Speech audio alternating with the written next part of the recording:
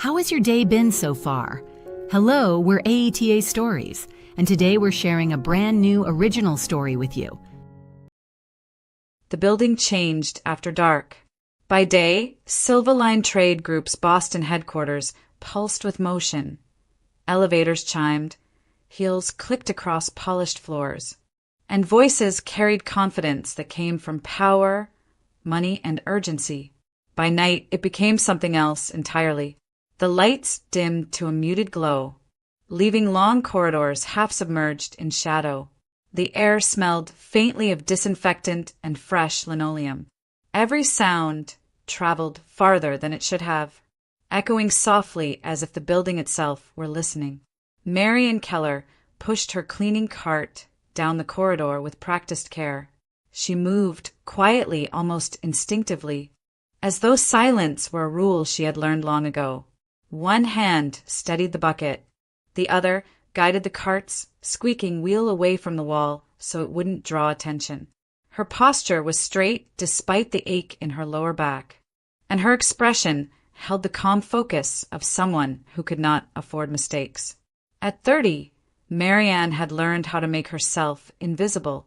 She wore the standard janitorial uniform, plain, dark, practical.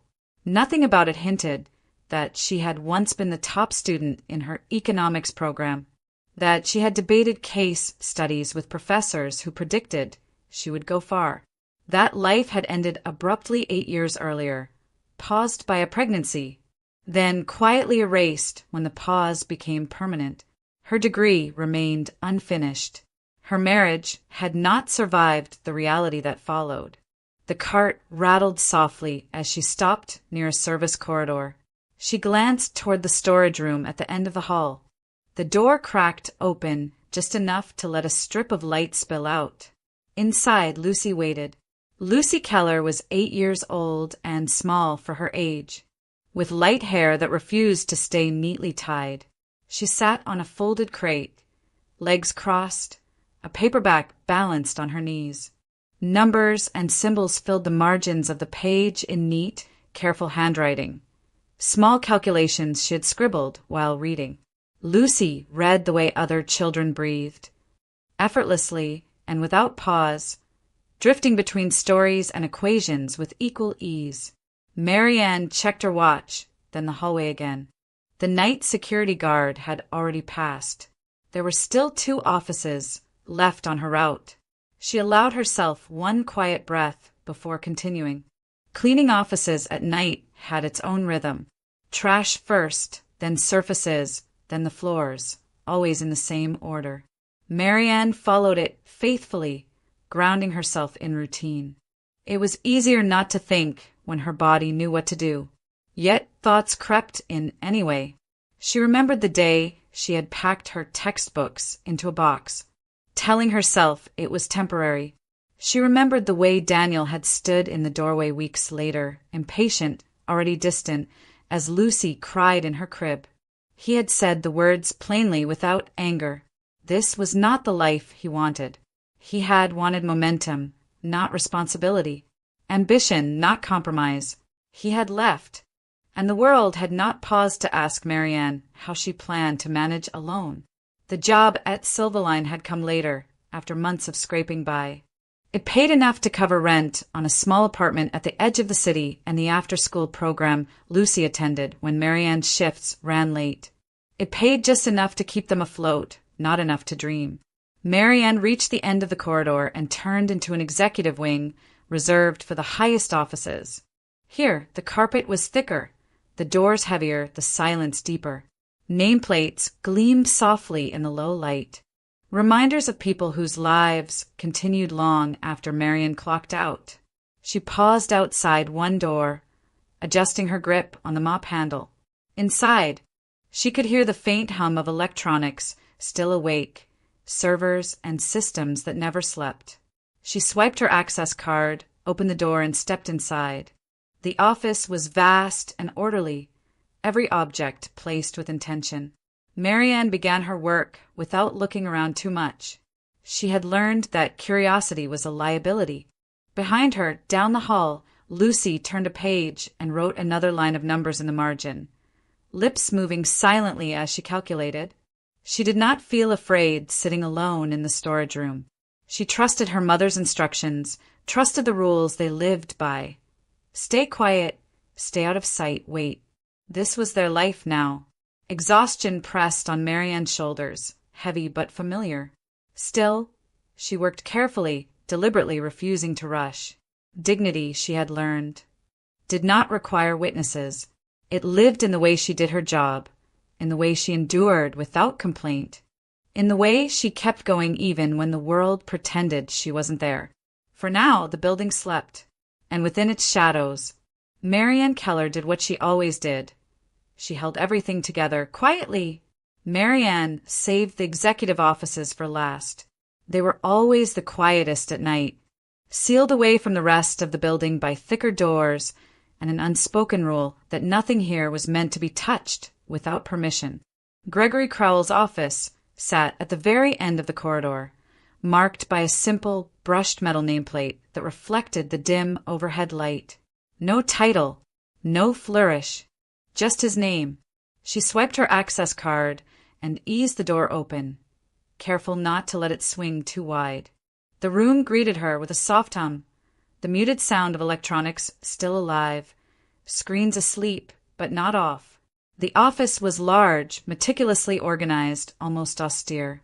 Floor-to-ceiling windows looked out over the darkened city, Boston's skyline reduced to scattered points of light. Marianne moved with the same precision she brought to every room. Trash first. Coffee cup. A few discarded notes. She worked around the desk rather than behind it, keeping her eyes lowered. It wasn't fear so much as habit. People like Gregory Crowell occupied a different layer of the world. Crossing that invisible line had never ended well for her. She dipped the mop, wrung it out, and began working across the polished floor, slow and methodical. The ache in her back sharpened as she leaned forward, but she ignored it. The office smelled faintly of wood polish and expensive cologne, a reminder of a life structured around meetings and decisions that carried weight. She was halfway across the room when she heard it, a soft sound near the doorway. Not footsteps, a hesitation. Marianne straightened abruptly, heart stuttering. "Lucy," she whispered, the word sharper than she intended in the stillness. Her daughter stood just inside the office, frozen, as if she had stepped into a place she knew she wasn't supposed to be. Lucy wore her pink leggings and an old sweater with frayed cuffs, her hair slightly undone. Against the clean lines of the executive office, she looked impossibly small, like a misplaced detail. "I was just looking," Lucy said quietly. She wasn't frightened, just curious. Marianne set the mop aside and crossed the room in 2 quick steps. "You need to go back," she murmured. "You know the rule." Lucy nodded, but didn't move. Her gaze had already shifted, pulled toward the desk. Gregory Crowell's desk was massive, carved from dark wood, its surface almost entirely clear. Almost. A thick folder lay open near the center, papers neatly aligned, held down by a simple metal clip. The top page was filled with dense text and columns of numbers. Lucy took a step closer before Marianne could stop her. "Lucy," Marianne said again, more urgently now. But Lucy wasn't listening. She tilted her head, slightly reading. Her lips moved without sound as her eyes tracked across the page. The room seemed to contract around them, the silence growing heavier with each second. Marianne reached for her daughter's arm. The door opened. The sound was unmistakable, solid, deliberate. Marianne turned, her hand still hovering in the air, and felt the blood drain from her face. Gregory Crowell stood in the doorway.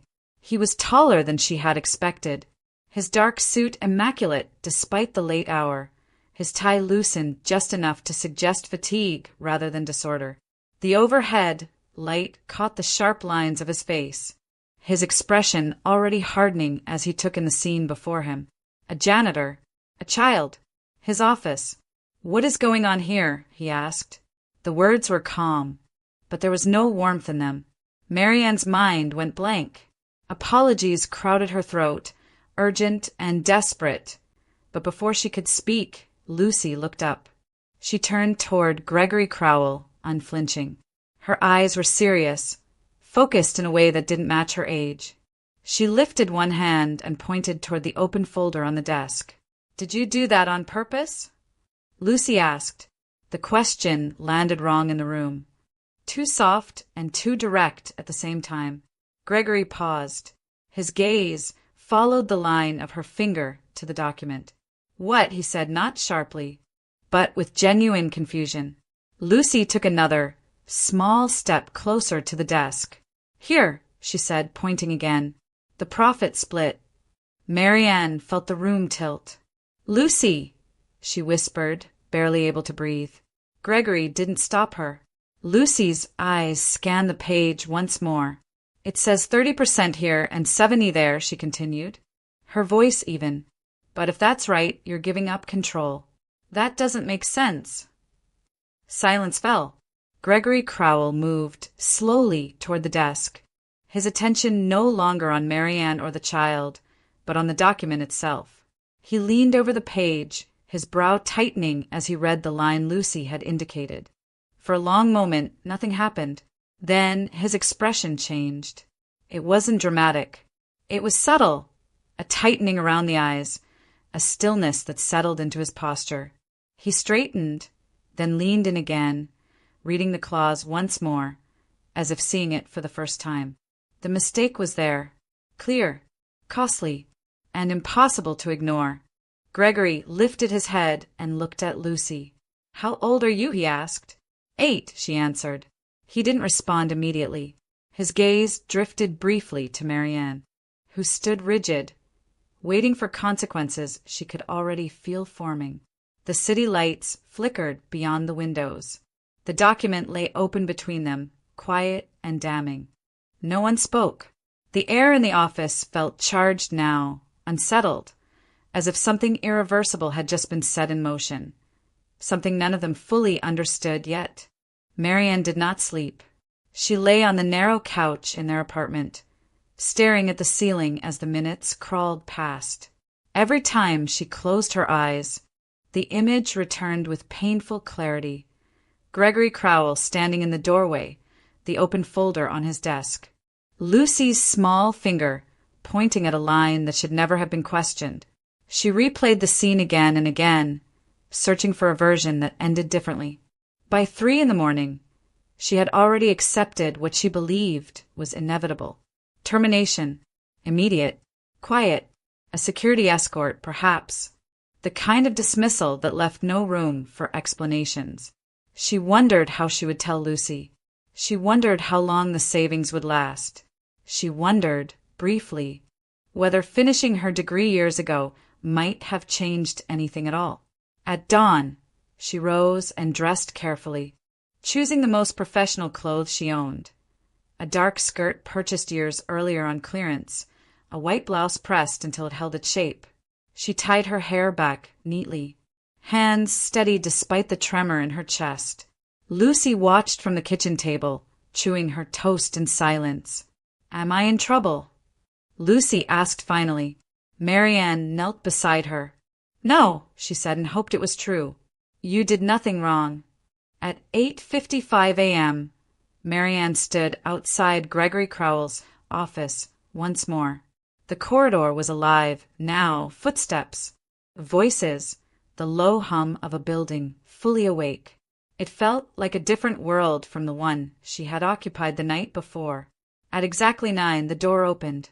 "Come in," Gregory said. He sat behind his desk, composed, a slim folder open before him. In the daylight, his office looked sharper, less forgiving. Marianne took the chair opposite him, folding her hands in her lap to keep them from shaking. "Marianne Keller," he said, not as a question. 30. Incomplete economics degree. "Yes," she replied quietly. "Why didn't you finish?" he asked. The question caught her off guard. She had expected reprimand, not curiosity. "Family circumstances," she said after a moment. "My daughter." Gregory nodded once. "And then you didn't return." "No," Marianne said. "I couldn't." He studied her for a moment, then closed the folder. "Last night's document," he said, shifting seamlessly to business. "The clause your daughter noticed." Marianne's chest tightened. "I'm very sorry," she began. "She shouldn't have. That clause was intentional," Gregory interrupted. Marianne stopped. "It was a trap," he continued. "A deliberately unfavorable profit split designed to test whether anyone would notice. No one did. Not my legal team. Not my deputy. Not the external consultants." He let the word settle. If it had been signed this morning, it would have cost this company a controlling interest in a critical venture. Marianne swallowed. "Then why?" "Because someone wanted it that way," Gregory said. "And because corruption rarely announces itself." He leaned back slightly. "Your daughter saw what trained professionals ignored. More importantly," she spoke up. Marianne said nothing.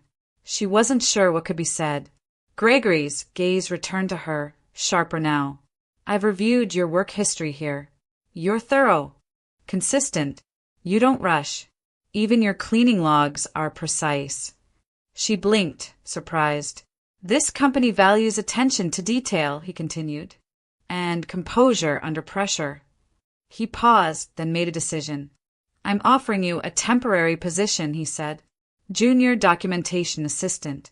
3-month probation. You'll work under supervision, reviewing contracts, archiving records, verifying terms." Marianne felt lightheaded. "Me?" "Yes. The salary will be triple what you earn now. Hours are 9 to 6. Fear rushed in first. Fear of failing, of being exposed, of losing everything all over again. But beneath it, fragile and unexpected, was hope. "If you're willing," Gregory added. "If not, we part ways professionally. No harm done." Marianne drew a slow breath. "I'm willing," she said. Gregory nodded once, already reaching for his phone. "Good. HR will brief you." "And Marianne," she looked up. "Your daughter was right," he said. "It was a bad deal. And I don't tolerate bad deals." As Marianne left the office, the building seemed different again. Not kinder, not safer, but open in a way it hadn't been before. For the first time in years, the future felt uncertain. Not because it was closing in, but because it was beginning. The transition happened without ceremony. One morning, Marianne Keller placed her cleaning cart back into the janitor's closet, hung her uniform on its hook, and closed the door. The metal latch clicked softly, final and ordinary, as if it were nothing more than the end of a shift. 10 minutes later, she stood at the edge of an open office floor, holding a temporary badge and a thin folder with her name typed neatly on the cover. The space felt exposed. Rows of desks stretched out beneath bright overhead lights. Screens already glowing with emails and spreadsheets. Conversations flowed easily here, confident, quick, layered with inside jokes and shorthand Marianne didn't yet understand. She became acutely aware of her posture, her hands, the sound of her shoes on the floor. There was nowhere to disappear to. No corners. No shadows. Marianne Keller. She turned to see Sandra Whitman approaching. Sandra Whitman was in her early 50s, impeccably dressed, her silver-streaked hair cut short and precise. Her gaze was sharp, evaluative, the kind that cataloged details instantly and forgot nothing. She did not smile. "I'm the director of human resources," Sandra said. "Follow me." They walked past desks that fell quiet just long enough for glances to be exchanged. Marianne felt them land on her back. Curious, skeptical, faintly amused. She recognized some of the faces. She had emptied their trash, wiped down their desks after hours. None of them looked away. Sandra stopped at a small workstation near a constantly humming printer. "This is yours," she said. "For now." "For now," echoed in Marianne's head. "I'll be clear," Sandra continued, lowering her voice slightly. "This was not a popular decision. You were not expected. You were not prepared for. And people here will be waiting for you to fail." Marianne met her gaze. I understand. No, Sandra said evenly. You don't. Not yet. There is zero tolerance for mistakes. You will be watched. Your work will be scrutinized. Any misstep will be taken as proof that you don't belong. She paused. Do you belong? Marian swallowed. I plan to earn it. Sandra studied her for a moment longer, then nodded once. Good. Your first assignment is archival review. 2 years of contracts. Digitization, indexing. Verification. You will read them. Not skim. Read. She handed Marianne a thick stack of folders. If something seems unusual, you bring it to me. And only me. As Sandra walked away, the office noise returned. Quietly at first, then fully. Marianne sat down and opened the top folder. Her hands steady despite the tension curling in her chest. By lunchtime, the whispers had found her. That's her. The janitor. Apparently. Unbelievable. A woman in a red dress stopped by Marianne's desk mid-afternoon. Alyssa Monroe, from marketing. Her smile sharp and deliberate. Hi, Alyssa said lightly. I'm Alyssa. Heard about your promotion. Marianne nodded. Nice to meet you. Alyssa's eyes flicked over her. Clothes? Posture. The careful way she held her pen. Must have been quite the cleaning job, she added, then laughed softly and walked away. Marianne didn't respond. She turned back to the document in front of her. The days settled into a punishing rhythm. Up before dawn to pack Lucy's lunch and walk her to school. A bus ride into the city. 8 hours of focused work under fluorescent lights. Evenings filled with homework, laundry, and exhaustion that seeped into her bones. When Lucy slept, Marianne read more contracts, her mind slowly reconnecting with concepts she hadn't used in years. The terms came back to her gradually. Payment schedules, penalties, risk allocation. She remembered how to look past the language to the intent beneath it. It was during one of those late evenings, eyes gritty from fatigue, that she noticed the first irregularity. It wasn't a glaring error, not like the clause Lucy had spotted. It was smaller, a pattern in vendor discounts that appeared generous on paper, but oddly consistent in their deviation from standard terms. She flagged the page, then another, and another. By the end of the week, she had a handful of notes and a quiet, persistent sense that something was off. Sandra passed by her desk and paused. How's it going? Slow, Marianne answered honestly, but thorough. Sandra nodded. Keep it that way. As Marianne returned to her screen, she felt the weight of the room press in again. The doubt, the resentment, the unspoken question of whether she deserved to be there. She did not answer it. She kept reading. The first real paycheck arrived quietly, deposited into Marianne Keller's account on a Friday morning. She stared at the number longer than she expected to. It wasn't wealth. It wasn't freedom.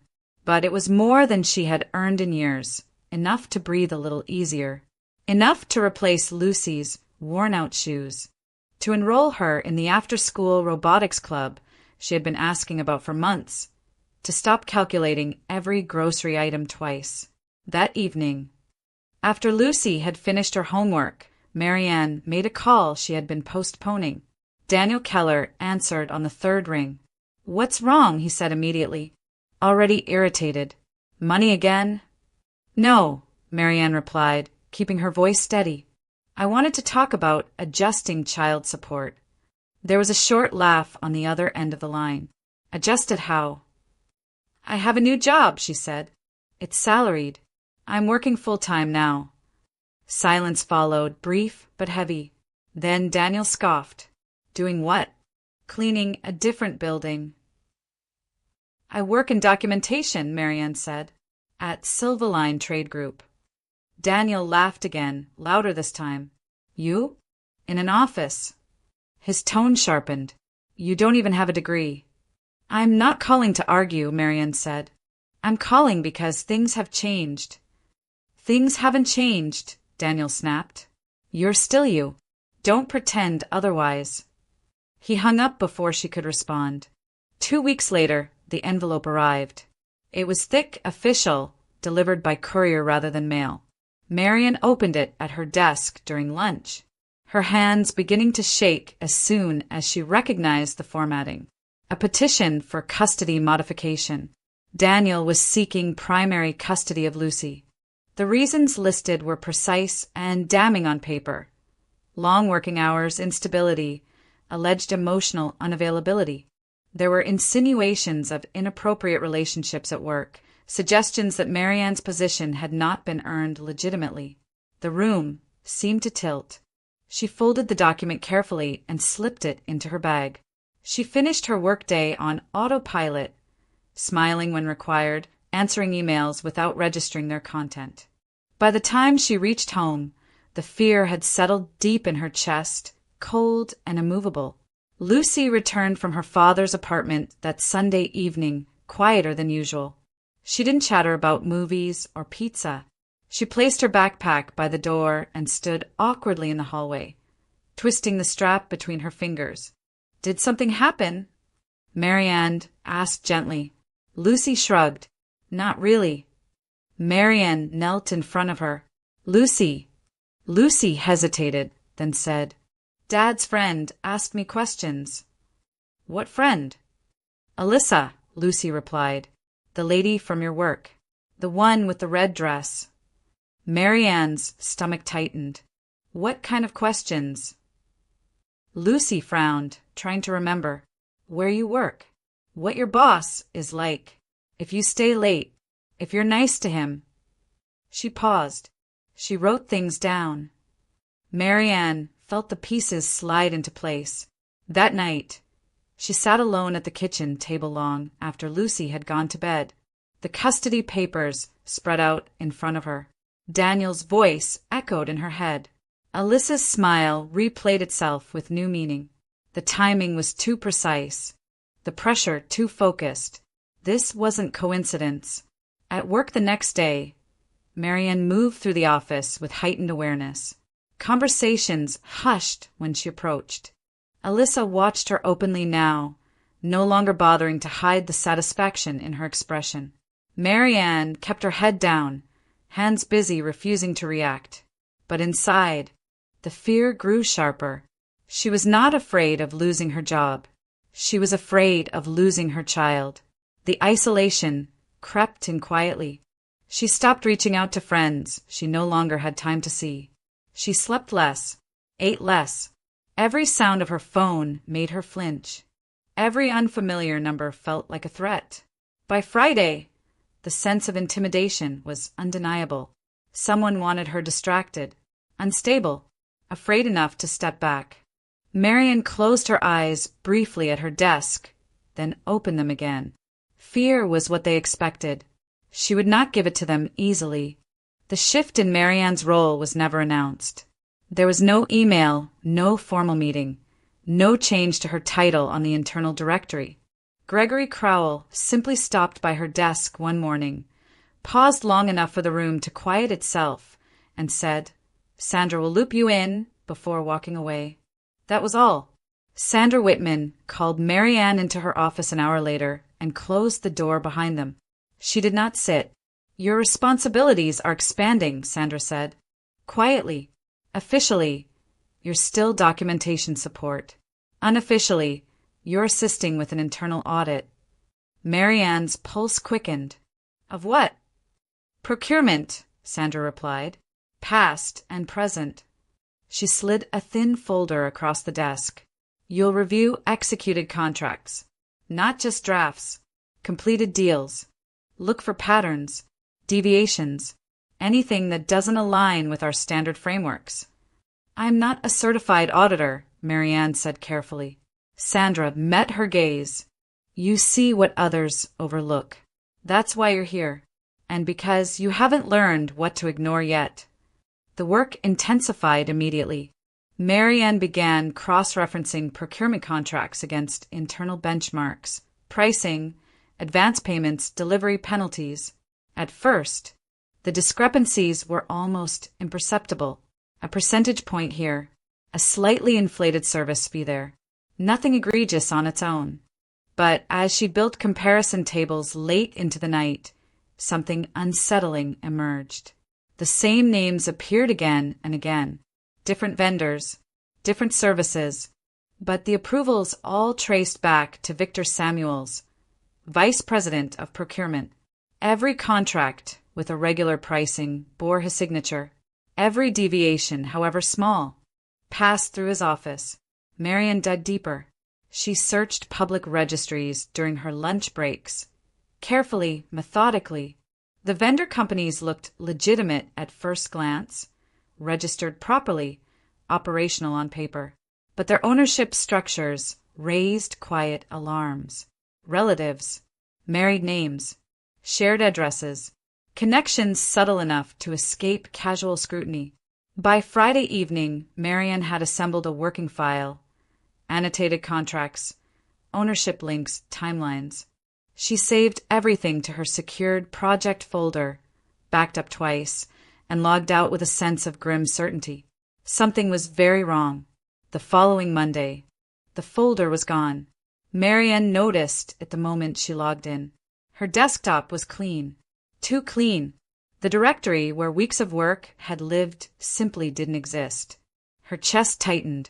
She checked the recycle bin, the shared drive, the audit archive. Nothing.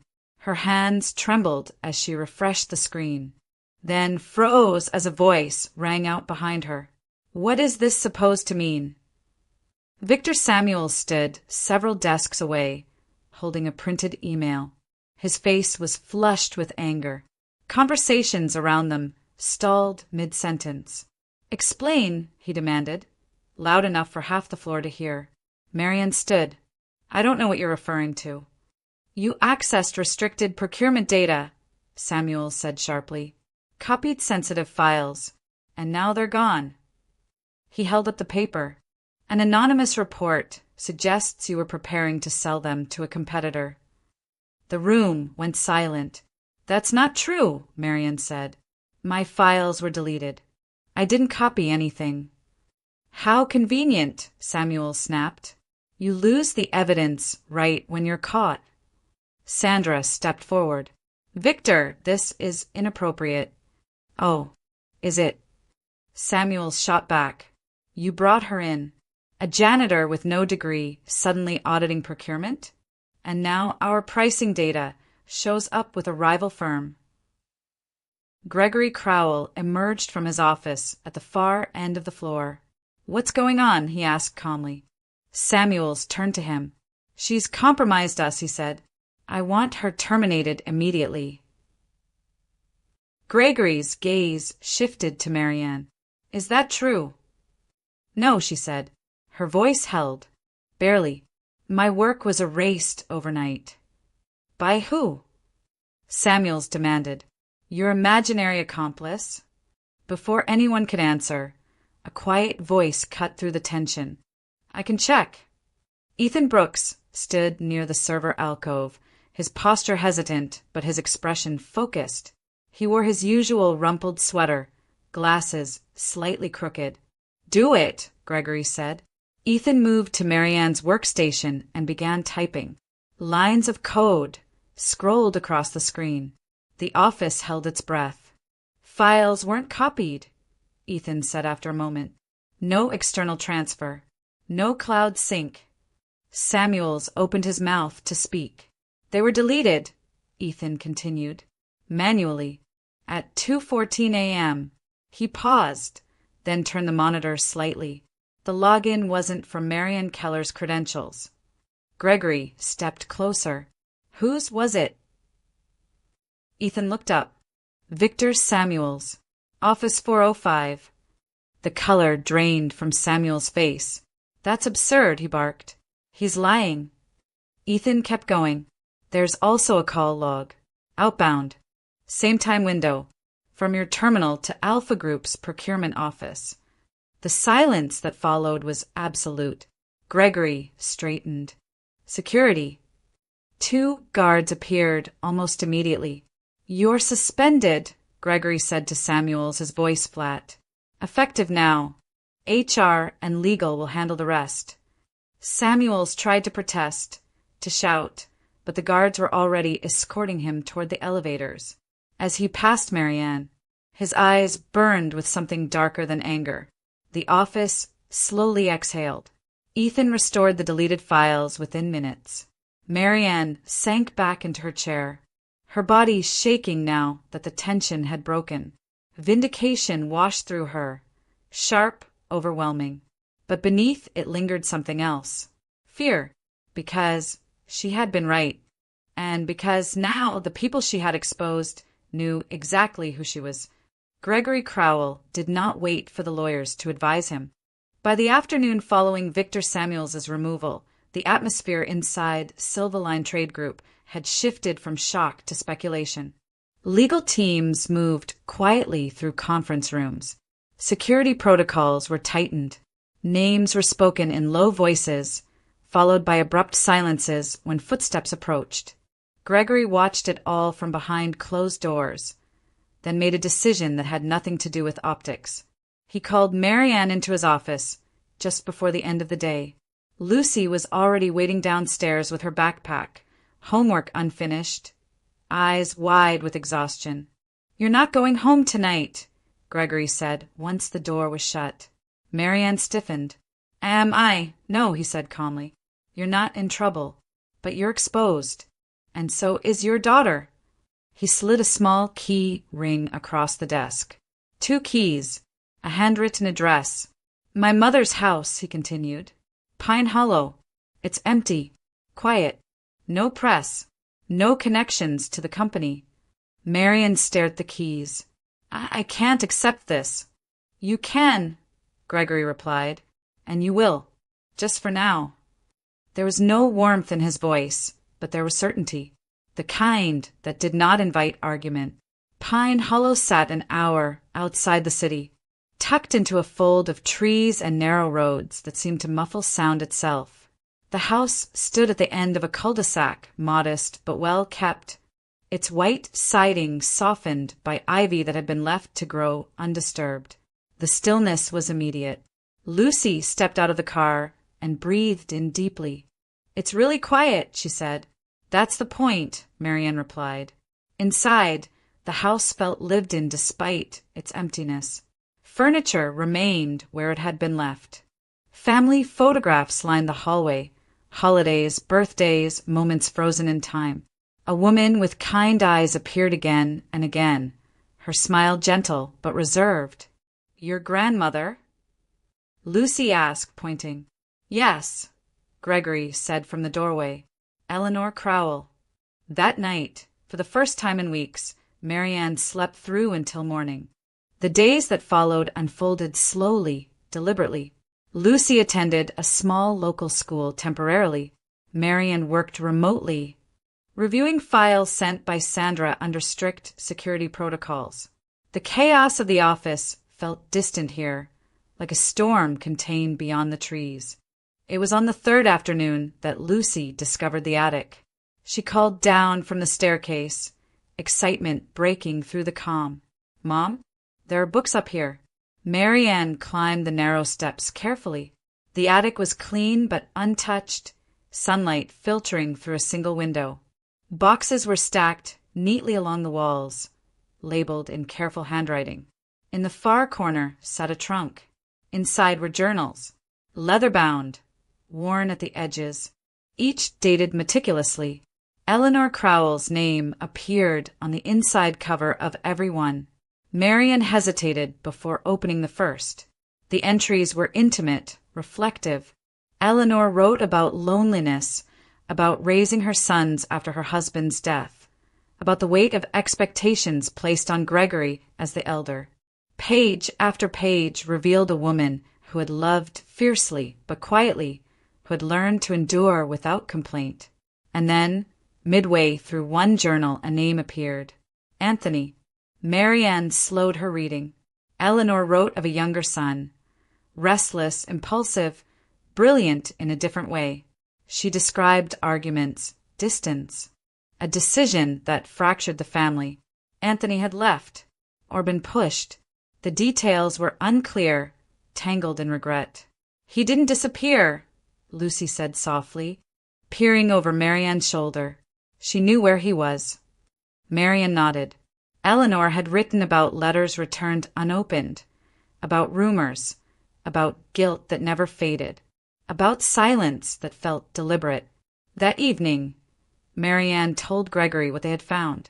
He listened without interruption, his face unreadable. When she finished, he looked toward the window, the trees swaying gently beyond the glass.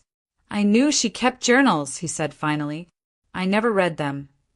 "Anthony is alive," Marianne said. Gregory closed his eyes briefly. "I suspected as much." The revelation did not bring relief. It brought weight. That night, Marianne stood on the back porch, the cool air settling around her. The house creaked softly, alive in its quiet way. Lucy slept upstairs, safe for now. The danger hadn't passed. It had only shifted. But here, in the stillness of Pine Hollow, there was space to breathe, space to prepare, space before everything changed again. It felt like the pause before something inevitable, the calm before the final storm. The trade exhibition arrived with ruthless timing. For Silverline Trade Group, it was the most visible industry event of the year. 3 days of negotiations, public commitments, and reputational risk compressed into a single, high-profile showcase. Investors, competitors, regulators, and journalists would be present. Deals would be announced. Futures would be implied. There would be no margin for error. For Gregory Crowell, it was the moment everything converged. Despite the ongoing internal investigation, Silverline could not withdraw without signaling weakness. The exhibition would go forward, quietly, deliberately, and under heightened security. Marianne knew this when Sandra called her early that morning. "You're coordinating logistics," Sandra said without preamble. "Vendor access, document flow, stage materials, internal briefings. Everything passes through you." Marianne paused. "That's a lot of exposure." "Yes," Sandra replied, "which is why it needs to be clean." By the time Marianne arrived at the convention center, the space was already alive with controlled chaos. Booths were being assembled, digital displays tested, security teams stationed at key entrances. The Silverline area occupied the central floor, designed to project stability and confidence. Marianne moved through it all with a clipboard and an earpiece, checking names against access lists, verifying shipments, cross-referencing schedules. Every minute was accounted for, every document logged. Pressure pressed in from all sides. She felt it when a shipment arrived 10 minutes late, when a vendor insisted on bypassing protocol, when a junior staffer panicked over missing presentation materials that Marianne located in seconds. She did not raise her voice. She did not rush. She worked the way she always did, precise, methodical, unyielding. Somewhere across the floor, eyes watched her. Daniel Keller arrived shortly after noon on the first day. Badge clipped to his jacket, his smile practiced. He was not scheduled to be there. Marianne noticed immediately. Alyssa Monroe followed an hour later, dressed impeccably, moving easily through the space as if she belonged. She exchanged brief glances with Daniel, subtle enough to be missed by anyone not already alert. Marianne felt the warning settle in her chest. She signaled Ethan Brooks through the earpiece. "We may have an issue." "I see them," Ethan replied. He was stationed in the temporary surveillance room, monitors lining the walls. "I'm tracking movements." The attempt came quietly. A delivery request rerouted. A restricted document packet misplaced. A technician suddenly claiming authorization to access the stage systems. Each move was small, plausible, designed not to trigger alarms on its own. But together, they formed a pattern.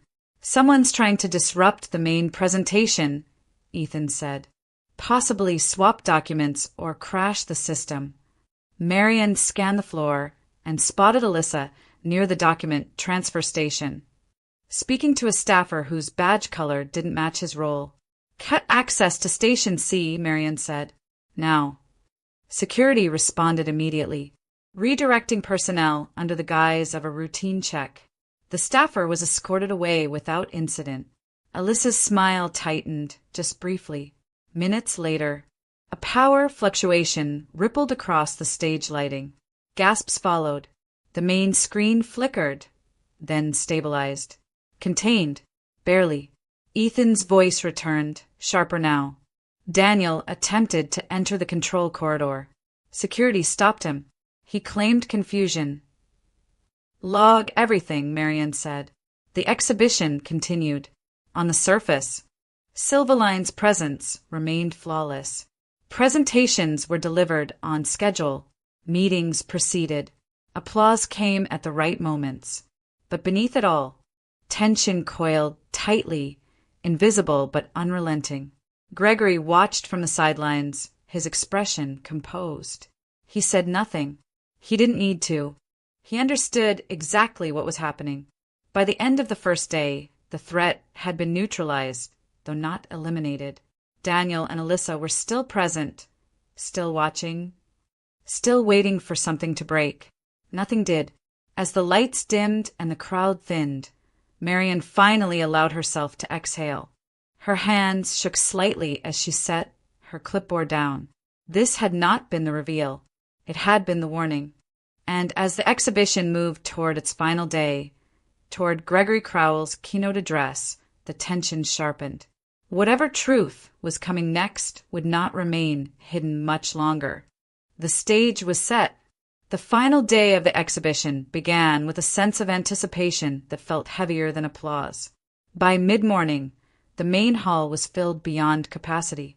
Industry leaders, press representatives, and senior partners took their seats, drawn not just by Silverline Trade Group's prominence, but by the rumors quietly circulating since the first day. Something was coming. No one could say what, but everyone felt it. Backstage, Marianne stood with her headset in place, monitoring schedules and signals, her posture steady despite the tension thrumming beneath her skin. Ethan's voice came through her earpiece, low and focused. All systems stable. Security is in position. She nodded, though he couldn't see it. Across the hall, Gregory Crowell waited near the stage entrance, reviewing notes he already knew by heart. His expression was controlled, but Marianne recognized the stillness in him now. This was not nerves. It was resolve. The keynote began precisely on time.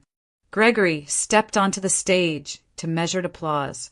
He spoke first of the company's growth, its resilience, its commitment to transparency in a volatile market. His voice carried clearly through the hall, calm and authoritative. The words were familiar, expected until they weren't. There is, Gregory said, pausing, another matter I need to address today. The room quieted. For years, Silverline operated under the assumption that loyalty and experience were safeguards. We believed internal oversight was sufficient. We were wrong. A ripple passed through the audience. Cameras lifted. Pens stilled. Gregory turned slightly, gesturing toward the side of the stage. I'd like to introduce someone. The man who stepped into the light was unfamiliar to most, but not to Gregory. Anthony Crowell walked forward without hesitation. He was slightly broader than his brother, his posture relaxed in a way Gregory's never was. Where Gregory's gaze was sharp and guarded, Anthony's eyes were open, searching, unmistakably alive. A murmur swept the hall. Anthony Crowell, Gregory said, his voice steady but altered. My brother. For a fraction of a second, the world seemed to stop. Anthony took the microphone. He didn't smile. I wasn't sure I'd ever stand here, he said quietly, but some debts don't disappear with time. Screens behind them lit up. Documents appeared, financial records, transaction histories, timelines stretching back more than a decade. Names surfaced. Shell companies, procurement irregularities, patterns too precise to deny. Anthony spoke plainly, outlining a long-running scheme orchestrated by Victor Samuels. built on insider access and hidden ownership structures. He named accomplices. He described how contracts were siphoned, inflated, rerouted, how silence was bought and threats were leveraged. The room grew colder with every word. And when the risk became too high, Anthony continued, those involved began to eliminate liabilities. He did not need to explain further. Security moved as names were spoken. Daniel Keller rose abruptly from his seat, face pale. Alyssa Monroe stood beside him, her composure cracking as officers closed in. There was no shouting, no struggle, just the sharp, unmistakable sound of consequences arriving. Marianne watched from the edge of the hall, her breath shallow. Lucy's face flashed in her mind. The fear, the pressure, the weeks of doubt. It was over. Anthony finished speaking and stepped back. The silence that followed was not confusion, it was understanding. Gregory returned to the microphone, his eyes never leaving his brother. Silverline will cooperate fully with authorities, he said, and we will rebuild openly. Applause rose slowly, then firmly, not celebratory but resolute. When the lights dimmed and the crowd dispersed, Gregory and Anthony stood alone on the stage. For a long moment, neither spoke. I looked for you, Gregory said finally. I know, Anthony replied. I wasn't ready to be found. Gregory nodded once. I should have listened. Anthony exhaled, something easing in his shoulders. We both survived. That counts for something. They embraced, briefly, awkwardly, honestly. Nearby, Marianne turned away, giving them privacy. Her role in this moment was finished. She had done her part. Truth had surfaced. Justice had followed. And for the first time in a long while, the future did not feel like something to endure, but something that could finally be built. Justice did not arrive with noise. It settled quietly, document by document, ruling by ruling, as truth moved from the public stage into the slow machinery of law. Daniel Keller's custody petition collapsed before it could gain traction. The evidence presented, his coordination with Alyssa Monroe, his role in attempted sabotage, the financial irregularities tied to Victor Samuel's network, undermined every claim he had made. The court dismissed his case without hesitation. Lucy remained with Marianne, where she had always belonged. The relief was profound, but it was not dramatic. There were no tears in the courtroom, no triumphant words. Marianne simply held Lucy's hand a little tighter as they left the building, both of them breathing more freely than they had in months. At Silverline, changes followed with equal quiet. Gregory Crowell called Marianne into his office one morning, this time without tension, without urgency. The room felt different now, lighter, stripped of secrets. We're establishing a permanent internal audit department, he told her. Independent, accountable, and answerable only to the board. Marianne listened, careful not to assume. I want you to lead it, Gregory continued. Not as a favor, as recognition. She did not speak right away. The weight of the offer pressed against everything she had once believed about herself, about ceilings, limitations, the narrow spaces she had learned to survive within. You don't need to answer now, Gregory added, but know this, you've already been doing the work. She accepted before she left the room. The company arranged for her education to be formally reinstated. Tuition was covered. Scheduling was flexible.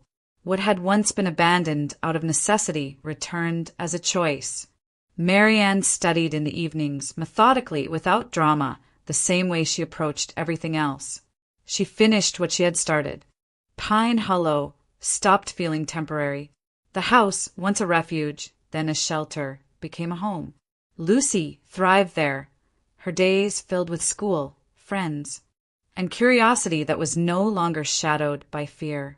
The garden grew back slowly, tended with patience rather than urgency. The journals were returned to their place in the attic. No longer secrets, simply history. Ethan Brooks became part of their lives in the same unforced way. He never announced his presence. He showed up when things needed fixing. He stayed when conversations ran long. He listened more than he spoke. Lucy trusted him without hesitation, which Marianne understood as the highest measure of anything. Their relationship unfolded without promises or declarations. It was built instead on reliability, on shared meals, late-night problem-solving, quiet laughter. Nothing rushed. Nothing hidden. 2 years passed. Marianne stood in her office one afternoon, reviewing a report that would be presented to the board the following week. The department she led was small, precise, and respected. Her work was not visible to the public. It was not meant to be. Lucy, now 10, waited at home with a book open on the kitchen table, pencil in hand, already searching for patterns. She talked about the future in calm, deliberate ways, about fairness, about rules that mattered. Strength, Marianne had learned, did not announce itself. It accumulated. It lived in consistency, in attention, in the refusal to look away. For those listening, her story offered no shortcuts and no spectacle. Only this: details matter. Integrity often works quietly, but it works. Dignity is not loud, it is steady. If this story stirred something familiar, consider the moments in your own life when quiet courage changed the direction of things. Share your thoughts. Reflect on fairness, resilience, and the strength that often goes unseen but never uncounted.